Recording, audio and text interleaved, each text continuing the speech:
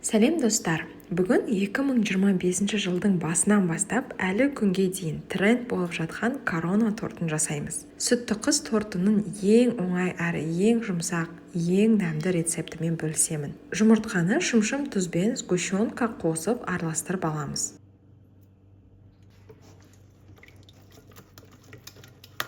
Содан кейін сұйық май қосып араластырамыз. Артынан електен өткізілген ұн мен қамыр қопсытқыш қосып, тағы венчикпен араластырып аламыз. Қамыр қопсытқыш жақсы әсер ету үшін массаны 20 минутқа қалдырып қоямыз. Пергамент қағазына алдын ала 18 диаметрлік домалақ ыдыс немесе форманы қойып, карандашпен домалақтарды сызып аламыз. Әр сызған домалақтың ішіне 1,5 ас қасық қамырдан салып, әдемілеп қасықпен тегістеп, сызған шеңберден аспай жағып аламыз. Ортасы қалың, шеттері жұқа болып кетпесін, қолдан келгенше бір келкі етуге тырысамыз.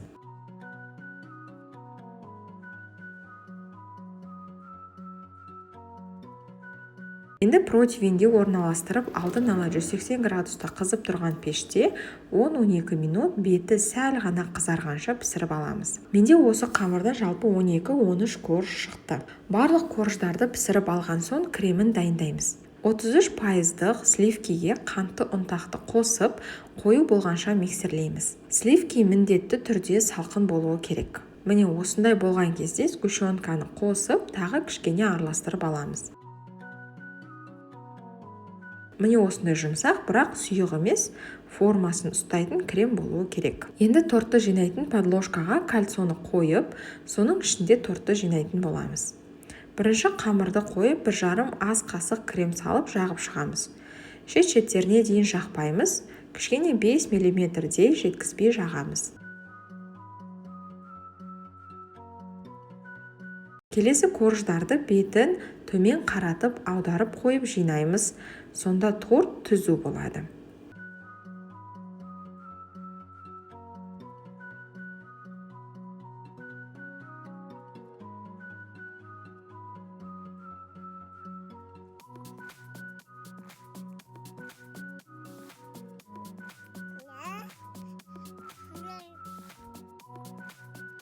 Тортты толық жинап болған соң, тоңазытқышқа ең дұрысы бір түнге қалдыру керек. Ондай уақыт болмаса, кем дегенде 6-7 сағат тұруы керек. Аталған уақыт өткен соң тортты қаптайтын крем дайындаймыз. Салқындау 82,5% сары майды қантты ұнтақпен ағарғанша миксерлеп аламыз.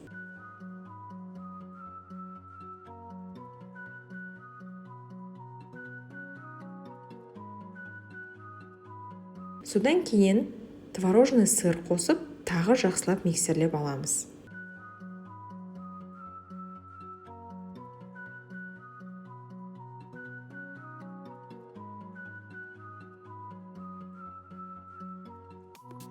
Міне осындай болады. Кондитерлік қалташаға салып, торттың бетіне алғашқы негізгі тегістеу қабатын жағып аламыз.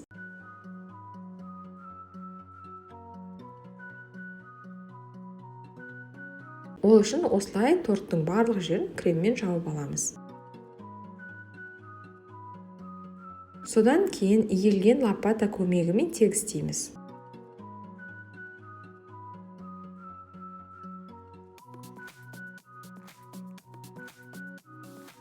Кейін кондитерлік шпательмен тағы да тегістеп аламыз да, мұздатқышқа кем дегенде 1 сағатқа салып қоямыз.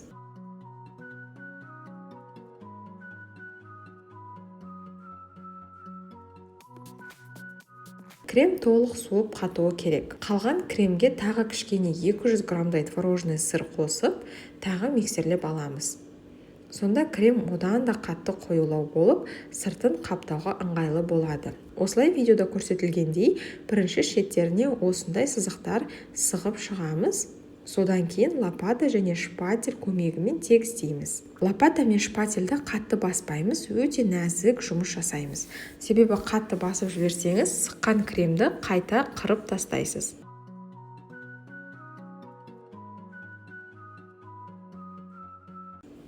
Ең соңында үстіне крем жағып, оны да тегістейміз. бұрыштарына шығып кетіп жатқан кремдерді лопата көмегімен өте абайлап, қатты баспай тазалап тегістейміз. Енді кремді ашық жұлдызша насадкасы салынған кондитерлік қалташаға салып, торттың бетіне әдемілеп видеодағыдай сығып аламыз. Енді тәжді ортасына орналастырамыз.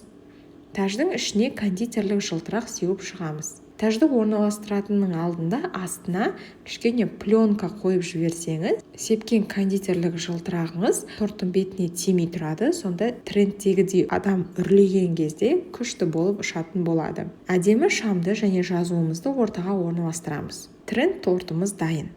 Жасалуы өте оңай, бірақ қандай әдемі әрі үлкен бақыт сыйлайды. Сіздермен ең сәтті молочная девочка тортының рецептімен бөлістім. Өте жұмсақ, ауызды еретін керемет торт болады. Бірақ заказ болғандықтан кесіп көрсете алмаймын. Міндетті түрде жасап көріңіз. Сүтті қыз тортын енді тек осы рецептпен жасайтын боласыз. Видео ұнаса, лайк басып, арнама тіркеліп алыңыз. Ас болсын!